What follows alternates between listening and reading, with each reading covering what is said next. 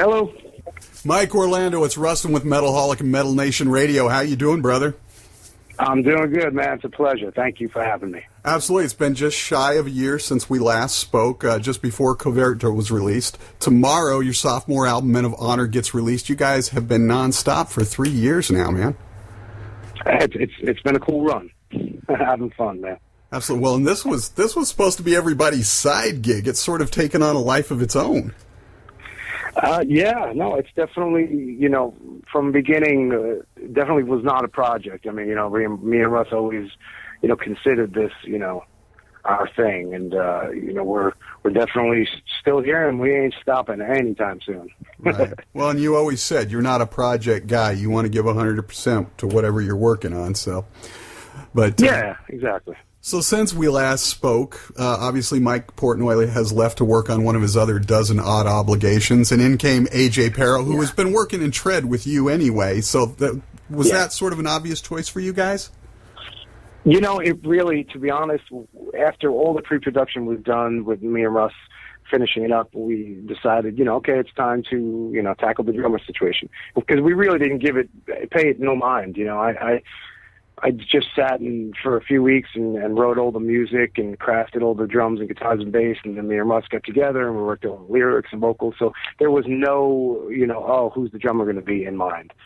Then it was time, and we tried a couple of people out, not really, a large amount. We didn't do no cattle call or anything. And really, it just was as simple as, hey, man, I'm going to invite, AJ down to do a bonus track. That's actually not even on Men of Honor. It's coming out like on a special edition.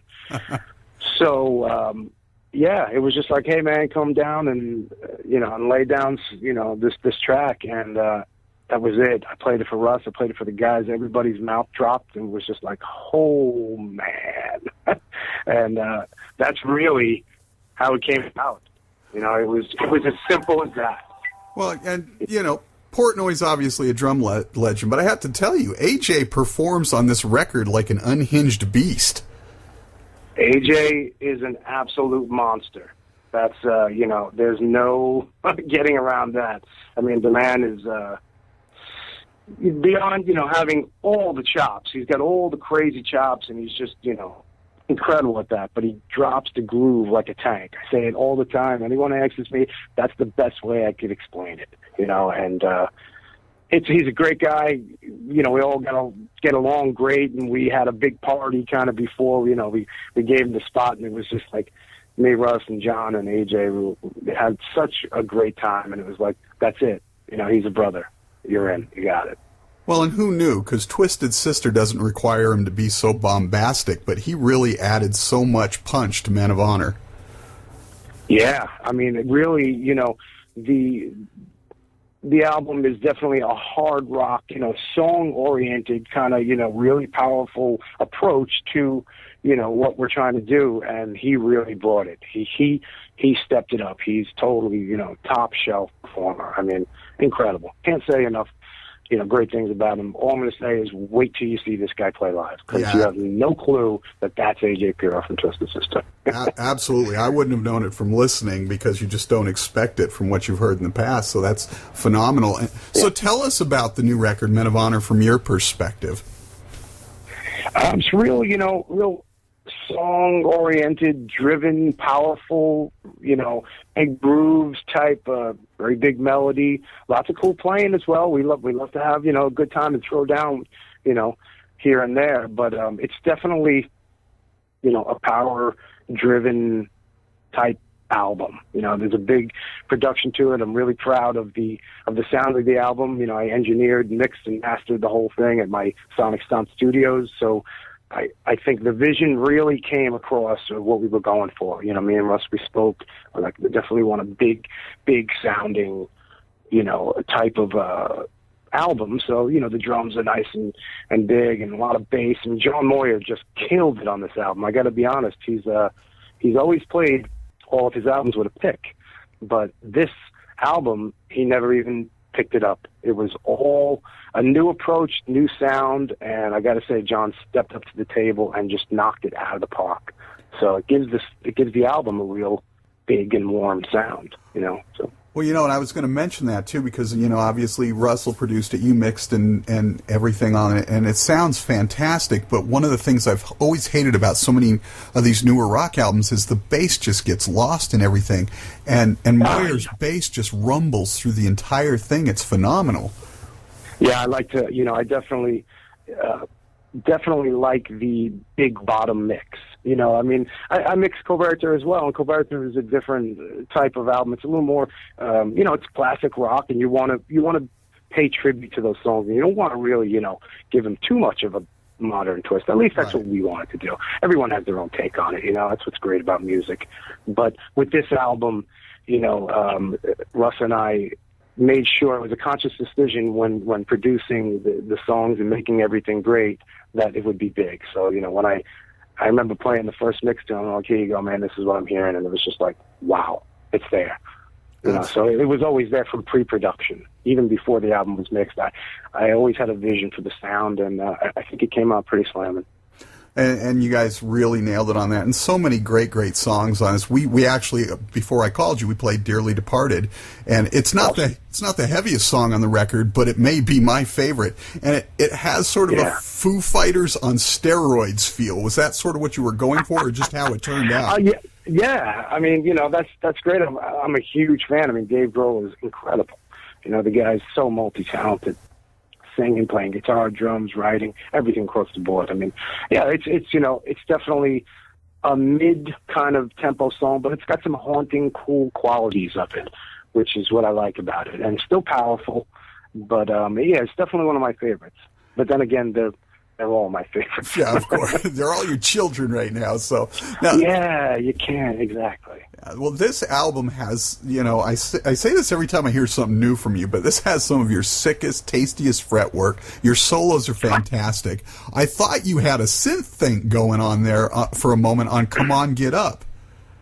No, it's a definitely a thing I do, which with a certain pedal, and but I incorporate the whammy pedal in a completely different way than people kind of use it as the like a crybaby up and down heel toe position. I don't do that. I actually work the pedal's on-off button, and I do it in a way that if you were kind of tempoing a delay on a console or a pedal, and I just work it, to the tempo of the song, and really just play along with the groove and kind of have fun like that. So it's definitely different, but I think it's cool. It's original, and I never really heard anyone doing it like that. So I just like to do different things, keep the listener interested, Yeah, it's fantastic. You get so many different things going on. That's one of the things I love about your playing.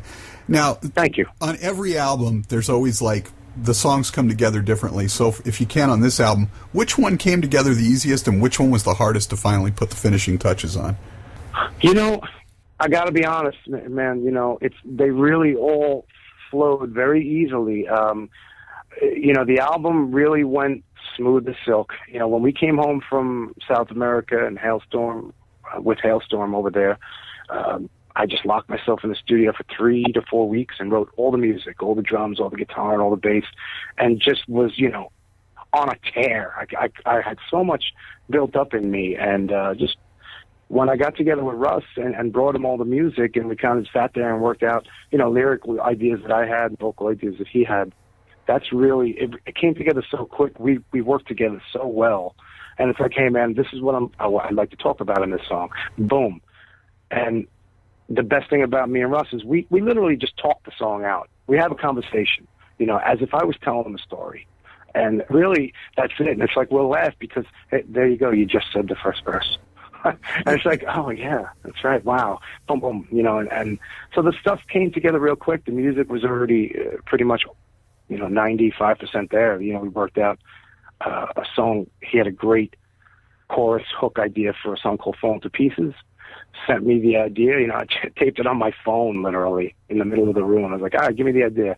I went home and orchestrated the song. And so no, really, I got to be honest, we write really great together. So it was a blast doing this album. Pretty good flow. Well, a nice segue from what you were saying before. You were down in South America. You did the thing with Hailstorm. Last time you and I spoke, you said you hadn't had a chance yet to get on stage with Lizzie, and so you were hoping to do that last year. You did. So what was it finally like to get up there with the Stormers? Oh my God, they're some of the nicest, coolest people. Forget about music for a second. They're such an incredible band and crew, and personally and everything. We had such an amazing time down in South America, and I mean, what else could you say? RJ is insane on the kit, and Lizzie is I think I'm going to say she's the greatest rock female vocalist I've ever heard. For this genre. Right. I mean, her lungs. She's like the female version of Russell. Right. Basically, it's just insane.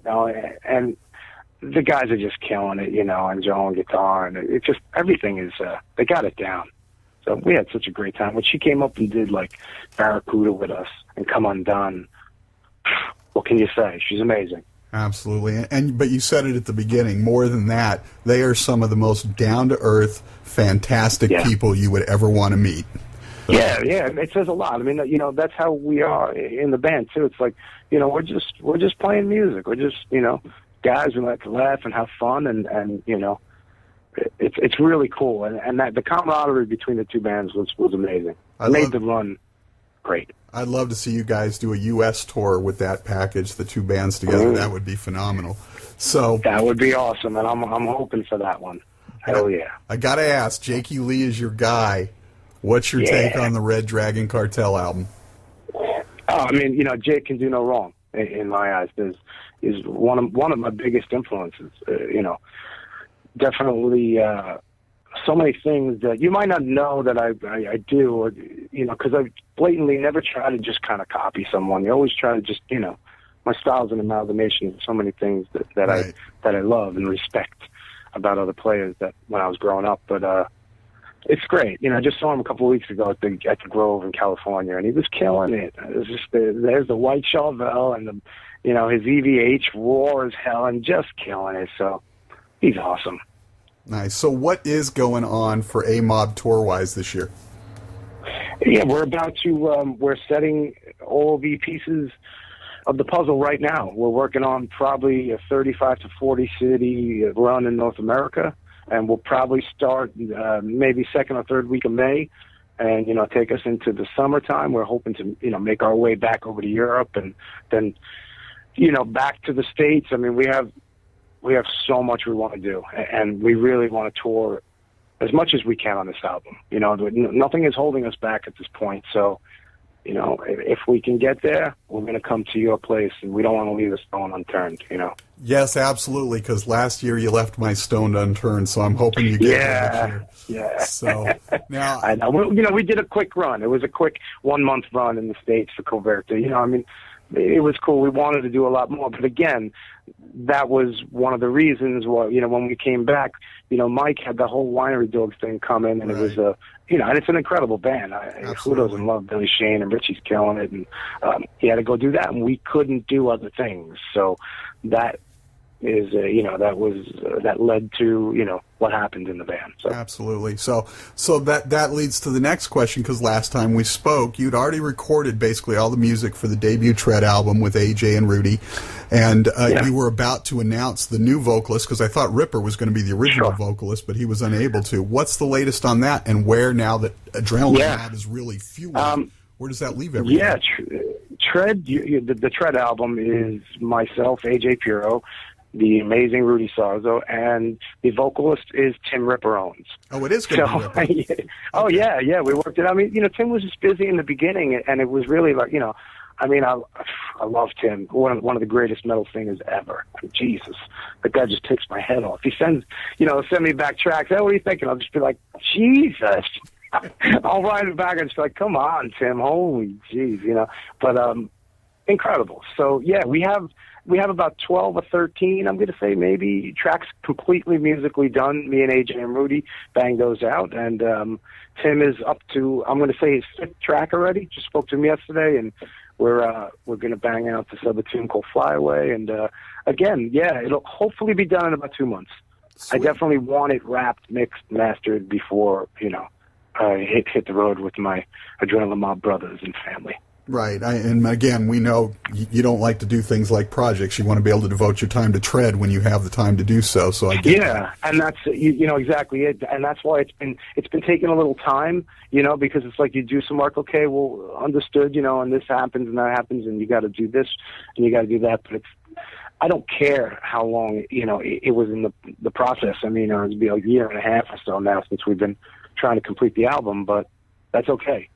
That's our band, and when we're ready to unleash the band, we will. So, we'll definitely hope to have it out at the end of this year. And if the music's good, it doesn't matter when it comes out because it's going to be timeless. So that's what it's all about. It's slamming. I mean, AJ, Rudy Salzo is one of the greatest bass players I've ever heard. So, Okay, so finally, an update, because you never stop working no matter. You were just nonstop. You're like a beast. So what's going on with Sonic Stomp 3? Yeah, I'm working. I have about, maybe 5 or 6 song ideas for it. I definitely want to do a Sonic Stomp 3, and then I actually want to kind of release 1, 2, and 3 as a trilogy. People don't know what I did in Sonic Stomp 1 and 2. I kind of want to remix, remaster everything, and boom, here you go. This is what I'm about on the guitar, besides being, Mike from Adrenaline Mob or Mike in Tread, because it's a totally different beast. But, I got some really cool things. I'm actually doing a master class in New York City at the Collective School of Music on March 29th, Saturday at 2 p.m. It's a free event. You just have to call and reserve your seats. But it's going to be great. I'm going to do some Adrenaline Mob stuff, a whole bunch of Sonic Stomp tracks, and then, talk to the people and take questions, break down what I do, and then just, have a good time. So I'm looking forward to that. Awesome. So before we get out of here, just for fun, name a few of your all-time favorite guitar riffs. Let's see. Wow. You're the guitar Mr. Crowley.